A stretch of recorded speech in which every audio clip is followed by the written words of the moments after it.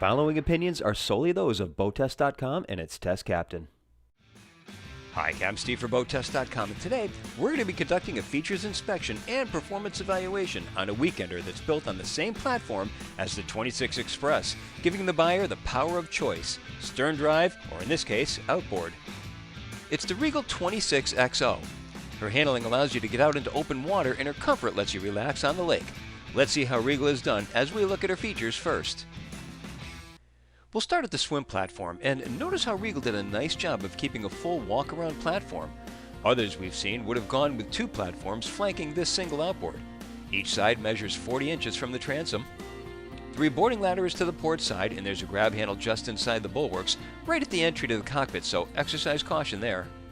We enter the cockpit through an 18-inch wide port side walkthrough with a stainless framed acrylic gate. A step leads to the cap rail for accessing a fixed pier alongside. Once inside, the cockpit is all about seating and gathering. To the stern, an angled entry leads to the aft forward-facing lounge. The seat back flips to form a full sun pad, and we'd like to see this seat back latch into a second position to allow aft-facing seating at the swim platform.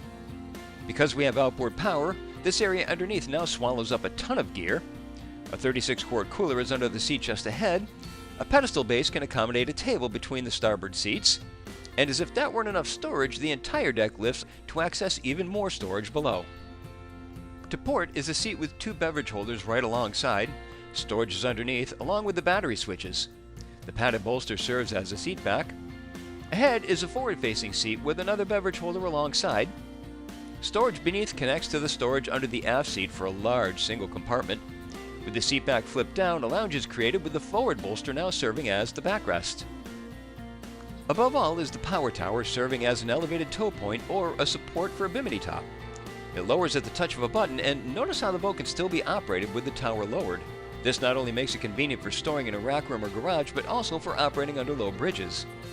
The cabin is accessed from a center-mounted companionway with an integrated sliding door. Wraparound seating makes up the forward area, and storage is underneath all. Decking is carpet, and a pedestal table adds dining, as well as support for cushions to make this into a berth. Lengthy hull-side windows and an overhead hatch provide natural light. A modest galley includes an electric stove, stainless sink, microwave, and refrigeration. Open storage is behind, trash is beneath. Wide planked engineered wood makes up the decking. Further aft is another sleeping area. It includes opening port lights, LED reading lights, and a memory foam mattress measuring 4 feet 6 inches by 6 feet 4 inches, and overhead clearance is 30 inches. A 22-inch TV is just above the entry. The head is to port, and it's a wet head. It includes a molded sink and electric flush toilet. Where we usually see a pull-out sprayer, this one has a separate shower head mounted high on the bulkhead. Moving to our operational features, we'll start with the most significant, her outboard power. Regal chose the 300 horsepower 4.2-liter V6 Yamaha F300 to power the 26XO, and it's the only power choice. Small engine well provides room for rigging, as well as allowing for the outboard to tilt clear of the water. We access the foredeck from steps integrated into the sliding cabin door and then through the walk-through windshield. The decking is treated with non-skid. A pad can be snapped in place for sunning. Fully forward, there's a windlass leading to a stainless anchor roller and a polished stainless plow-style anchor. Foot control switches are behind. A cleat is fitted to secure the road, and access to the road locker is alongside.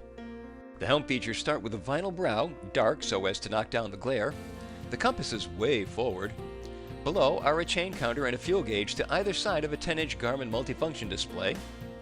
Below that is the joystick controller for the bow thruster, which we found to be quite effective, even allowing for sideways maneuverability. Also, it's not a progressive model, it's either on or off. Moving the stick further has no added effect. And we like the placement of the beverage holder. The seat is 1.5 feet width and includes a flip bolster. The Regal 26XO has a length overall of 26 feet and a beam of 8 feet 6 inches. With an empty weight of 6,100 pounds, half fuel, and 2 people on board, we had an estimated test weight of 6,686 pounds. With the single 4.2-liter Yamaha F300 turning a 16T 15.5 saltwater Series 2 propeller and turning 5,700 RPM, we reached our top speed of 40 miles per hour. Best cruise was measured at 4,000 RPM and 23.4 miles per hour. It was at that speed that the 12-gallon-per-hour fuel flow resulted in 2 miles per gallon and a range of 127 statute miles, all while still holding back a 10% reserve of the boat's 72-gallon total fuel capacity. She's a sporty boat with good response to the helm and a gentle lean into turns. In our acceleration tests, she reached planing speed in an average of 4.2 seconds, continued through 20 miles per hour in 7.4 seconds, and 30 came and went in 11.4.